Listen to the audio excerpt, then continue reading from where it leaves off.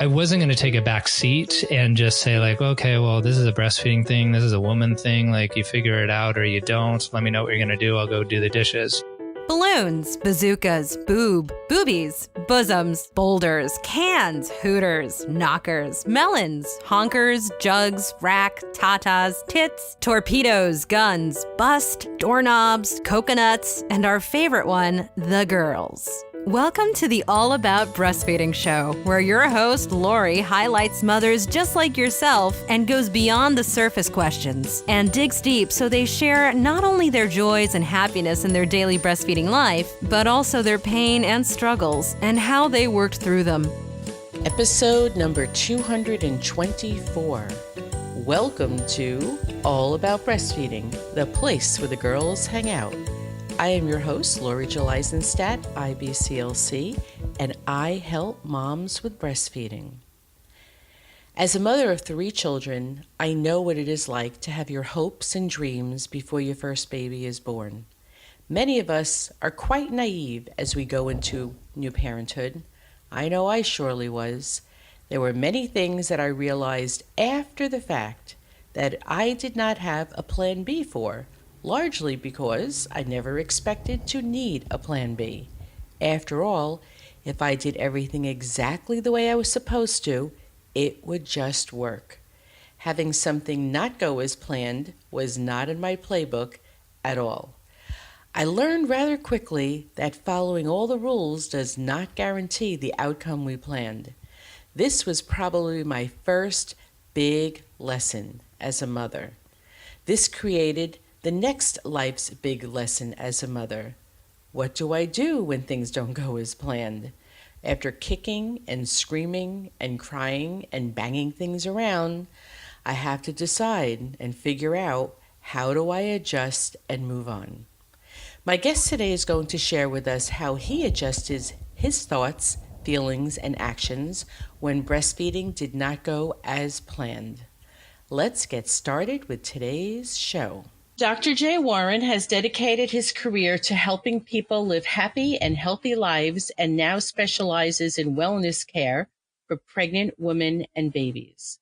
Dr. Jay practices at the CAP Wellness Center, a fully integrated multi-disciplinary prenatal, postpartum, and pediatric wellness center in San Diego, California.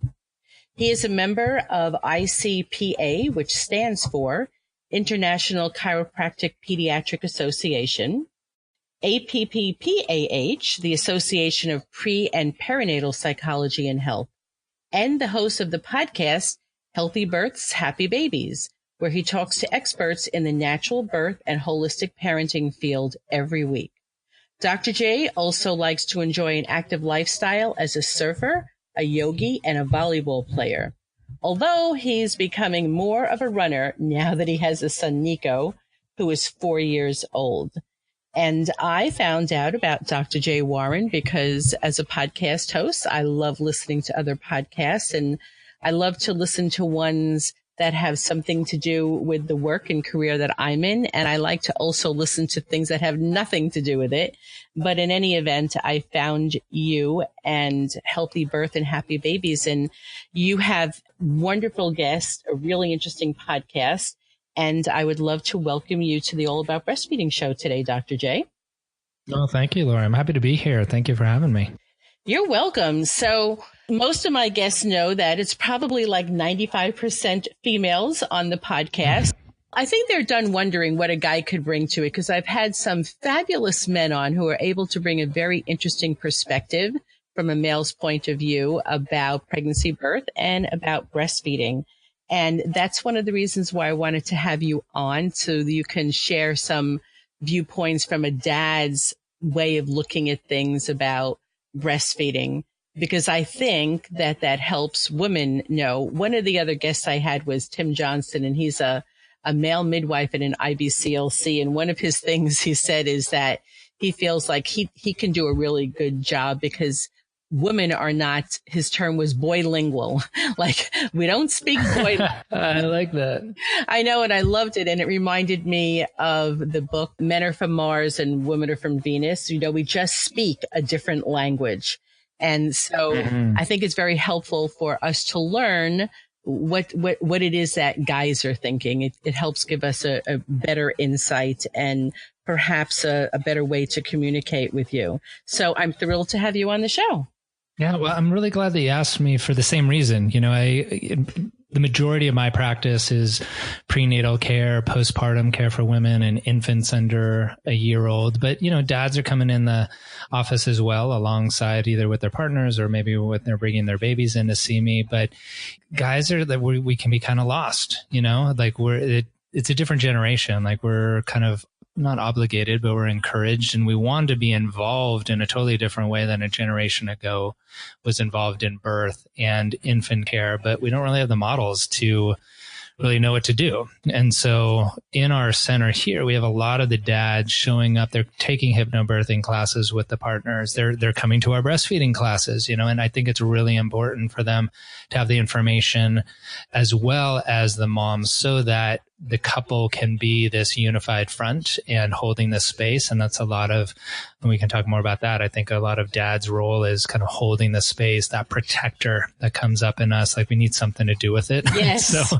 if we can be on the same page and be like, all right, dad, like your role is to do this and, you know, hold the vision, hold the space for that to show up when it gets really tough, then, you know, you'll be that much more successful in whatever it is you're trying to do, whether it's breastfeeding goals or your birth goals or parenting goals, or just, you know, being happier together as a unit. So I'm really happy to be here to share whatever I can to help any of those dads out or the moms that are listening. Yeah, that's great. Wonderful. I often say it in a very humorous and actually loving way, sometimes pity the poor partners, because for years you were out of it. You know, in my dad's generation, he'd basically drop my mom off at the hospital and he owned a business and he went back to work and he waited for that phone call.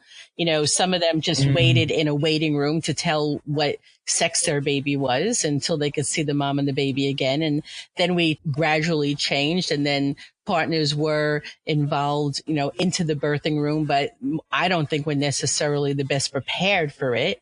And now we're coming full circle where there's lots of preparation, lots of opportunity for the partners to really learn and participate fully, rather than, okay, now you're invited to be here, but just kind of like still just an observer. And now what you're doing in your center, it sounds like, is really including them at not just like, oh, and here, and you can be the help, but this is your baby and your birth. Everything has to do with you. You may not be putting the baby to your breast, but you're involved in everything else related to newborn parenting. We're talking about breastfeeding at the moment. You need to know everything that she needs to know about breastfeeding, right?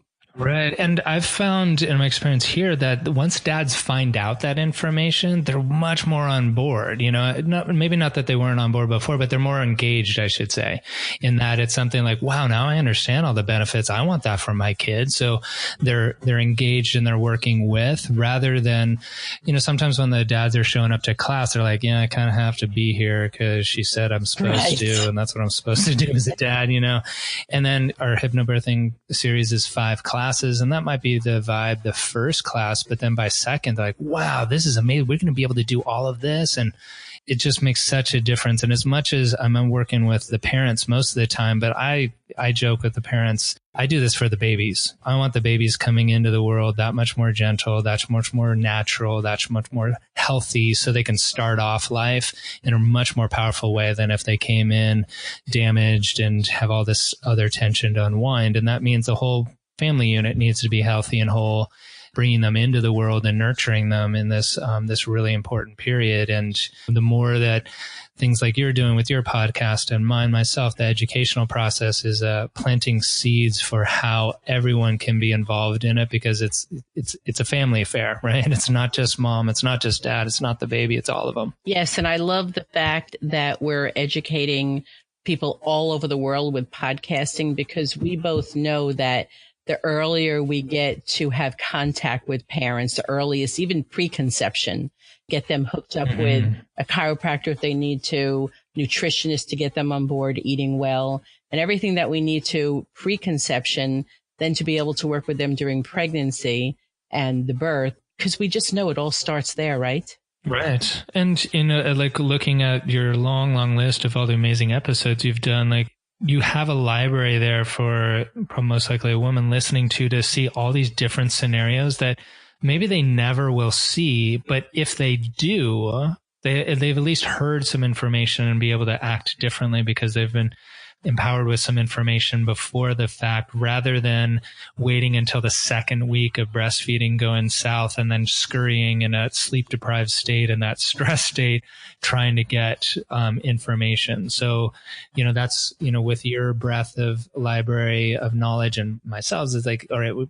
give them an arena to just learn as much as they can about all kinds of stuff and then be able to take it from there. Exactly. So your practice is in San Diego. Tell me, were you born in the area or did you grow up elsewhere? I'm a California boy. Yeah, I was born and raised in LA. So I've been in Southern California my entire life. I've had some stints elsewhere, but I always came running back because I'm a wimp when it comes to cold.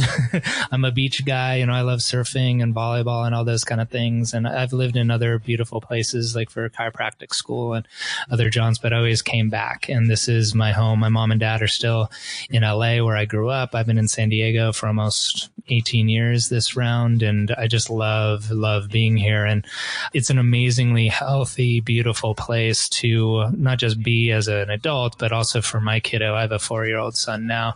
And it's just a great place for him to grow up. Yeah, I love San Diego. I'm a Long Islander from New York. And so I was, around the beach a lot, not necessarily the warmth, but here in Arizona, that's the biggest thing that I miss is the beach. And any chance we get, we take a ride to your area and enjoy the beach. I have the sun, so that's good. Yes. You have a lot of sun. Both of my parents are New Yorkers. They were born and raised there. And after a number of winters too many, they moved out to California right before I was born. And I'm really happy that they did that. That's right. Nothing against New York, but I'm really happy to have grown up where I grew up. Oh, yeah, I totally get it. So what I'd love to hear for you to tell us a little bit about, so your son is 4. So I'm going to ask you to go back in your memory banks a little bit, but I'd love to hear from your perspective, what kind of conversations you had with your partner. Is her name Effie? Effie, okay. Yeah. What kind of conversations you had during pregnancy about breastfeeding, if any? Yeah, well, we had tons of different conversations and breastfeeding was definitely part of it. Even going back beforehand, like I, as a chiropractor and a pediatric chiropractor, prenatal chiropractor, had learned so much about the benefits of breastfeeding and natural childbirth. It was just ingrained in me. And so I had this vision of when I have kids, we're going to breastfeed for at least a year. I want to do a home birth. I want to, do all these natural things. But I also recognized it was kind of up to mom. Whoever mom ended up being to my kiddos, because I knew she needed to be on board. And then fast forwarding, like Effie was definitely on board with all of that. We ended up doing a home birth. We had a midwife and we did a home birth. She did amazing throughout the labor. She had a really great pregnancy. Breastfeeding for at least a year was our goal. That did not turn out to be what actually happened, and we'll talk more about that. But during the pregnancy, our midwife really led us through a lot of conversations around making choices around things, not telling us what to do, but bringing up the subject so we could get the information about it, talk with it as a couple, and then make some choices. And specifically with breastfeeding, Effie had been around breastfeeding friends a lot. She knew the natural childbirth way well. Breastfeeding in public wasn't really an issue for her. It was going to be, this is what we're doing. So there wasn't we didn't really have a plan B, C, D, or E as far as breastfeeding concerned. It was really just, this is what we want to do right from the get-go. We had a lot of information. I had clinical information and she had practical information about why we wanted to do that for our son. So that was really something that was important to both of us. And like I had kind of alluded to before, it didn't really go that way, but that was really what we wanted when we started.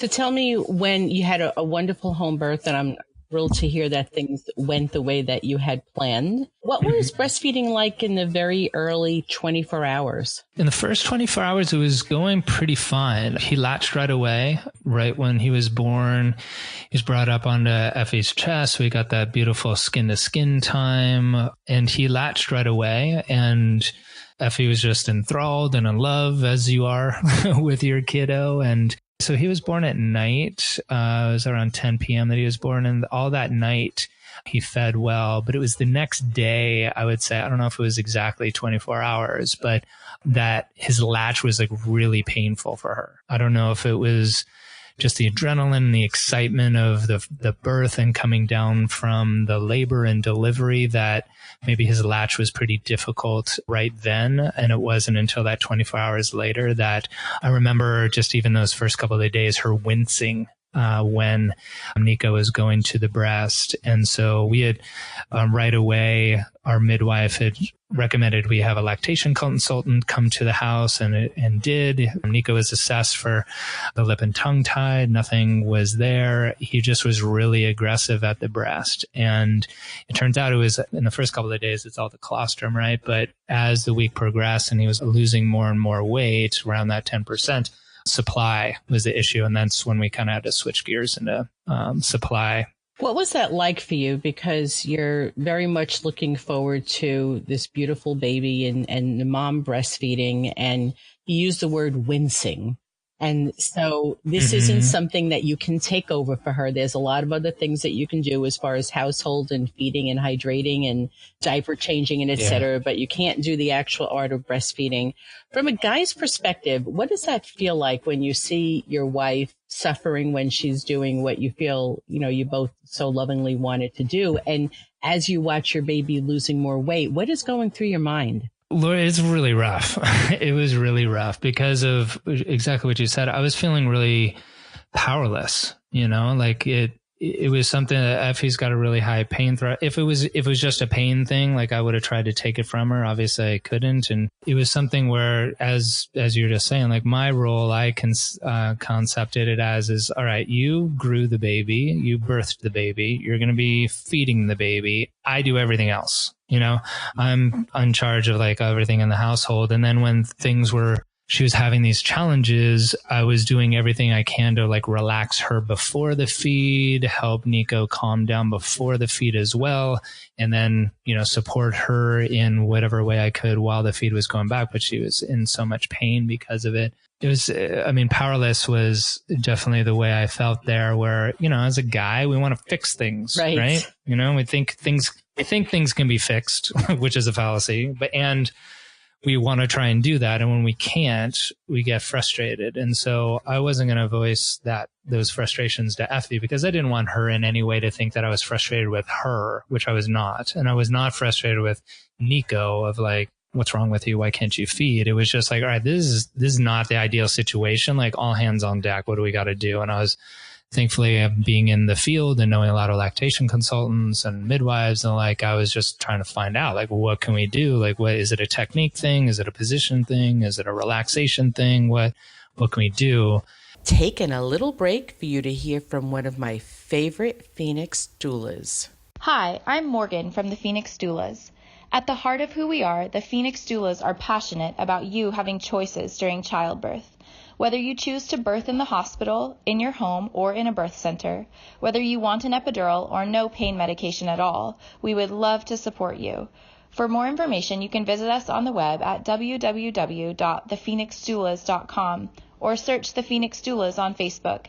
And when you mention that you heard us on the All About Breastfeeding podcast, you'll receive 5% off any single service we offer.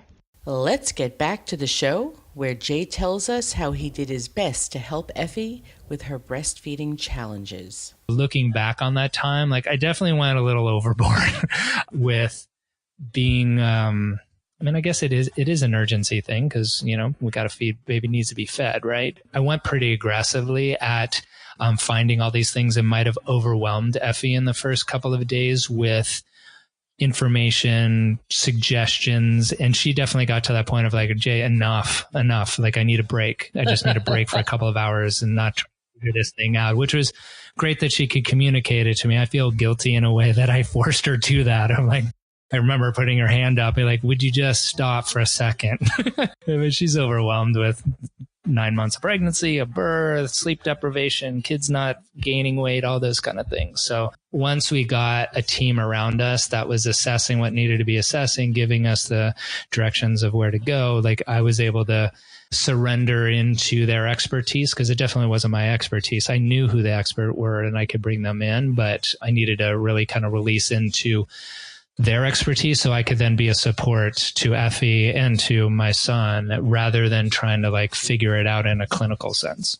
You mentioned quite a few things that were interesting. And one of the things that I really like that you said that you recognized is that you were feeling powerless. You had all of these emotions, but you did your best to not share that with Effie, because we've just given birth. We're hormonal. We're very thin skinned. You know, we're just incredibly vulnerable. So I really enjoyed that you did that. But the other thing that's so funny is I love that you were so involved that in your words, you were overwhelming her. But I still think, but there are a couple of things. It's far better that you were doing that than just taking a back seat and saying, well, I don't know what to do. And that both of you obviously had pretty good communication skills with each other, that she was able to put up her hands and say, enough, stop for a while. I'm drowning here and you're not helping. Right. Well, you know, I'm an information guy, an analytical guy and stuff, and she knows that about me, and she's not that way. So I don't think she said it in this way, but it was like, all right, you're doing your J thing again. All right. Like, stop, you know, that it was bonding in that way, you know, like, okay, like we'll get through this, all those kind of things.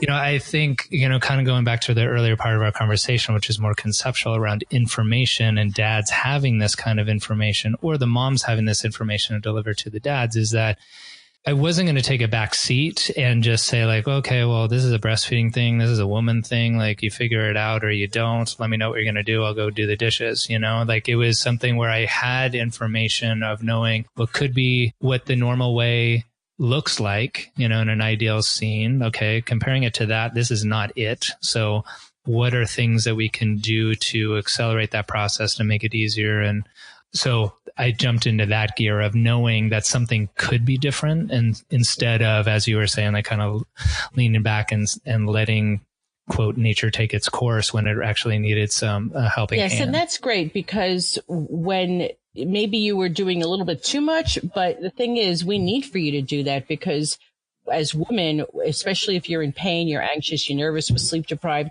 it's not the best of time for us to start by making phone calls, looking for those experts out there to help. So you jumped in, you did that. Tell me, what are some of the things that you did learn? So you said you called in the midwives, you called up lactation consultants. What is it that you learned that why Effie was having a problem with breastfeeding? So the first thing, and I think this is kind of true of all breastfeeding challenges, is like they automatically go into lip and tongue tie. And so that was assessed for and eliminated as a problem there. So then we had to go deeper, and it turned out to be a supply issue. Effie's milk just never came in. Just never did. She was in a lot of pain, and I think a lot of like the hormonal response in that fight or flight that was locked in her system, especially for those first couple of days, affected supply. But as far as like figuring out why the supply exactly was happening, we never really got that answer. It was more of, okay, supply is an issue. We did, I think it was, so he was born on a Sunday. It was that first weekend where it was just round the clock feedings, trying to stimulate supply coming down. We were doing the fenugreek, we were doing the salmon, doing everything like naturally as possible to boost supply, and teas and herbals, all that kind of stuff. And it just didn't work. We did that all weekend long. We did a re-weighing in the morning with Niko, and he was, you know, still losing weight, and I think she had a breast pump, and that was seeing how much was coming out, and it was produced like at half an ounce after like 30 minutes of pumping. So just nothing was there. And so the recommendation we were given, the next step was, and you would probably know the name of it, but it was a medication. That was the next recommendation. And we got that prescription, and we kind of sat in the car and had a conversation around it. And I mean, as a chiropractor, I want to do things more naturally. Like medication isn't the first route, but I'm not against them in any means if that's what it takes. And I would have supported Effie in it if that's what the way she wanted. But she just kind of looked at me and she's like, I don't like if my body like won't produce this milk because without a medication, like something's off and I just don't feel right about that.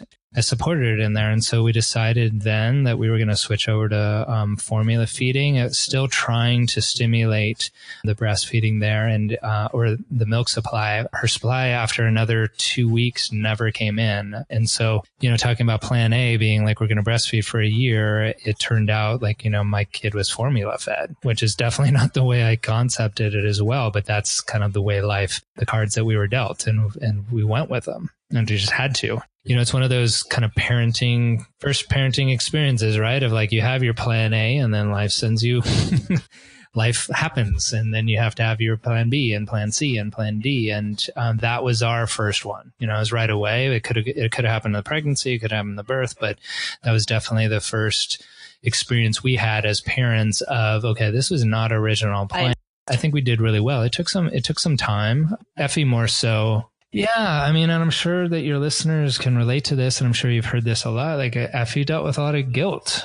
Like, what's wrong with my body that I can't feed my baby? Like, am I not woman enough to produce milk? He's only 2 weeks old. I'm already putting him on a bottle. There was like for months, she didn't want to have feedings time with us being in public because she didn't want to have this like 2-month-old baby and breaking out like formula and be judged that she was formula feeding instead of breastfeeding, and, my experience now, like people aren't really doing that as nearly as much as we might have perceived it to be. It does happen, but it was this like internal guilt around in the way that Effie described it. It was in a really like female sense, that, all right, this is what I birthed this baby. I should be breastfeeding this baby. Like something's quote wrong with my body. And it took a while for her to come to terms with like, okay, like it's definitely not the way I wanted to go, but that is the way that it went. And I did everything I possibly could short of a medication and it's all okay. The baby's thriving. I remember that first couple of weeks because Niko was hungry that whole time. He was super fussy and like, it was a lot of crying, a lot of chaos in the house. And that first afternoon, we went and got formula, went home. I went to go pick up some groceries, I think, at the store, and Effie was doing that first feed. And I remember coming into the house, walking through the front door, and the whole house felt different. It felt calm. It felt not chaotic like it had for the last couple weeks. I go upstairs. Effie's bawling her head off. Niko's asleep. He took a bottle. He's chilled out. She's like, oh my gosh, he's finally relaxed. He's finally getting things. And it was so sweet, that she was like so relieved that our baby was getting fed. And, that was something that I always remember that day that, there was that thing of like, oh my gosh, we're formula feeding and all this self-judgment around it. Because we wanted to do the natural thing. And then seeing that scene, it's like, all right, it's all okay. Like my kid just needed nutrition in a different way. And, there were benefits on the other side that I could be more involved in feeding now because I could give him bottles and the like, which I loved as a dad. The reality is that was your first kink in the road as parents. And, especially Effie and or you of what you think people might be judging. But the reality is that just is one of many that will come, that things with our child don't go the way that we expected them to go. And some of them we can keep more personal in our household and not have to discuss it with the rest of the world. And not that parents have to discuss it, but it's this whole thing with, like you said, taking your baby out and giving your baby in a bottle and afraid of being judged. And what I've told some moms is that, first of all, nobody even knows what's in the bottle. It could be your milk. And there are women who pump and give their own milk in a bottle, whether they do it from the beginning because that's their choice, or their baby cannot breastfeed, has a health issue, or they're back to work. Babies are getting mother's milk in a bottle. And so sometimes I feel like women have looked at me and said, oh, well, you're right. They don't necessarily, not that it should be their business anyway, but if that's your concern, they don't know that it's formula or breast milk. and they may be judging you for giving a bottle, but you just kind of have to do it. And the other thing that you said that really I find happens a lot is that you said you went out to the store, you did whatever you needed to do, and you came home, and you could just tell when you walked in the house that the space and the energy was very different, not all the chaos and that you had been going through. And then, you still have to go through, I think, a grieving process about not being able to breastfeed your baby or provide mom's milk for your baby. But when you feel like you worked it out as a couple, you called in experts and it didn't work out and you made the best decision for your family, most parents come through that grieving process on a positive side. What I'm curious about is to, again, go into the male mind. So the male mind plus, I'm also thinking you're a chiropractor and you run this center and everything is about natural and you had a home birth. Mm-hmm. And now you yourself, how did you deal with people asking you, how is breastfeeding going? And whatever it is that you thought that they might expect for you, your staff, your clients, about the difficulties you had with breastfeeding and formula feeding your baby. Was there anything that you had to go through emotionally with your mindset about that? Yeah, definitely. And it was in the same way that Effie had fears around stigmas and the like, just as you voiced it, it was the same for me, like being kind of in the biz and all that kind of stuff.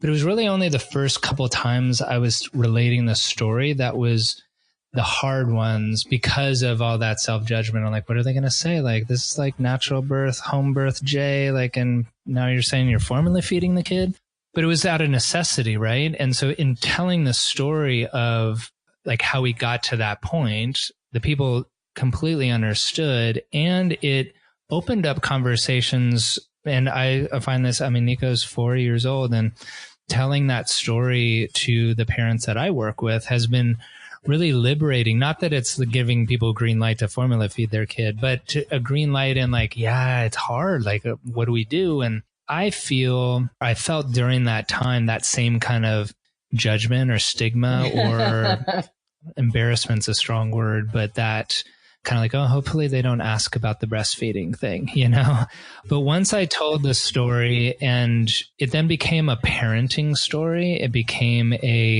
how do you make decisions in that first 2 weeks, which is just such a haze of sleep deprivation and worry and uncertainty and coming together as parents, making decisions together. Like that's the theme of that story became not in me trying to justify formula feeding my kid. It became kind of a theme of like, this is how we worked through this issue. And people could then relate to whether it's a breastfeeding issue or just in parenthood, as you were saying, about how we work on that together. And, I have the unique perspective of I'm the only guy that works in this prenatal wellness center, so I'm telling the kind of the dad's version and the male version of things. And it helps to hear, okay, one, I didn't really know what to do, but I jumped into action trying to figure out what to do. And we decided on this together, which then creates a space for other couples for it to be a couple's decision and a couple's collaboration, I should say, like it's something where if, Effie decided to go completely different route than I thought we should go, like I was going to support her in that. But it was something for the dads to hear or for the moms I work with to be able to then have the conversation with their partner that how a dad can be involved, how the dad can be supportive, and then, feel united in this parenthood thing rather than feeling so alone. We as parents sometimes can isolate ourselves, especially in the first couple months, because we're just trying to figure it out and we're not perfect and we don't want to let anybody know that. But then moms isolate and dads isolate in their own certain ways. So I think the more that we can do it as a team, it's going to be better. We want to have positive role models in our life, and particularly with caregivers. But sometimes the connotation for that is that positive role models are always, that means that they're always people who did things the quote unquote right way. And while I we both certainly wish that things were different with you with breastfeeding and that it turned out differently. I think that you can be a positive role model in that way to show that sometimes things don't work out the way that we desperately want them to. And that for the health of our babies, we do need to switch gears, and it becomes, things just change and it doesn't always go our way. And we can, we start off wanting one thing, but life doesn't always work out that way. And so you're a positive role model in showing that and showing how you came together as a couple, how you were able to switch gears, and that it can be okay, rather than getting so lost in the judgment and the guilt and the coulda, wouldas, and being a very different role model. So I'm happy that you agreed to be on the show to be able to give your perspective, because I think it's really important. Breastfeeding moms, we're missing out on what the guys are thinking. And sometimes it's because the guys can't even express what they're thinking and what they're going through. And I often think that a lot has to do with moms, and we do focus on the moms, all for very good reason.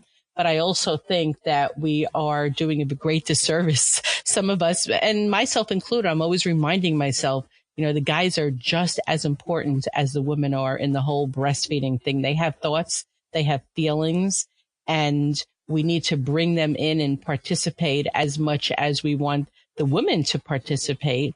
And in order to do that, we have to have them be as equal a partner in it, rather than taking a seat on the side. So I really appreciate you sharing your perspective.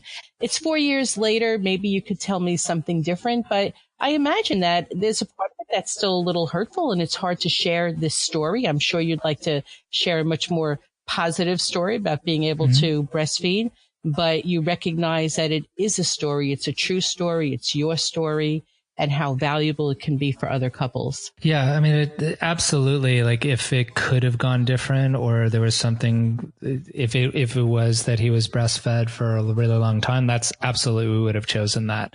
It just didn't go that way for us. And it is something that has become part of our birth story, baby story, Niko's story, that kind of thing. I mean, it's not a huge chapter. This is honestly the first time I've talked this much at length about that experience, and I appreciate you giving me the forum to do so. So if it helps just one couple out there, I think it's worth it. But it is something that, that if it could have gone differently, I absolutely would have wanted, but it didn't. And you hit on it, like, it's okay. It's okay. It's something that we all come to terms with it at certain times. Effie came to terms with it a little later than I did, and understandably, because of her as a mom. But, coming to terms with it then said, like, okay, well, that's just not the way it went. It's exactly. It all just kind of one thing rolls into the other.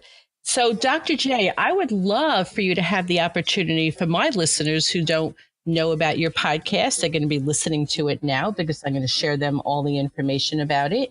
And I would also love for you to talk about the CAP Wellness Center.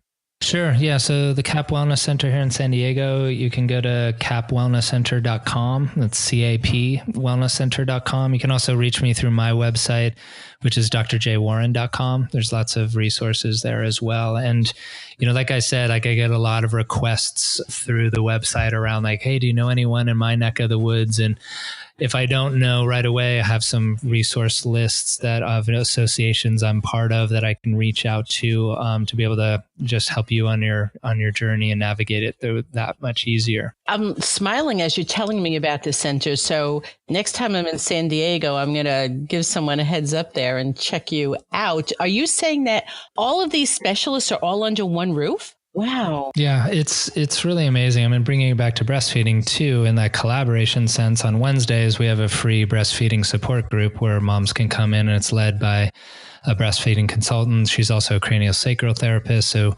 they're getting tips and tools, and it is a community of moms to come together that have newborns or maybe older, but they're all breastfeeding, and just being in that environment to support each other is important. But if it's on the same day that the chiropractor is here or the acupuncturist, like, we can, jump in and say, oh, I think this might be going on. And you have this whole team of experts available to you. And I know as a parent, it came up differently for us, but like, we all need that support. We don't always know where to turn to, and we don't know what we don't know. Right. And so to be in an environment where you have people that do know a lot of things, that we can have that perspective or even just rule things out, is really important, because, as I was saying before, like, parents can isolate, especially in the first 3 months. It's so overwhelming, and it is hard, I'm not trying to paint a fearful picture, but it's overwhelming and it's hard. And so the more people that you have around you or resources, where to go to get the help you need, can make it that much easier. And so your podcast is part of that. The stuff we're doing here at the CAP Wellness is part of that, just to make this whole family experience way more fun and way more healthy rather than stressful. Wonderful. Thank you, Dr. Jay Warren. I really appreciate you taking the time. I know you're busy and it takes a lot to get on a podcast with another podcaster. So I appreciate your time, your energy, and your wisdom. Thank you so much. That's my pleasure. It was really fun. Thank you. My hope is that you learn something new from each show I bring to you. While I don't know the intimate medical details of Effie's health and why she was not able to produce enough milk for her baby, this does give me the opportunity to say to you that if you had a similar experience as far as struggling to make milk for your baby, I would strongly encourage you to connect with a lactation consultant in between pregnancies if possible. There may be some things that you can do which may help you understand why you struggled.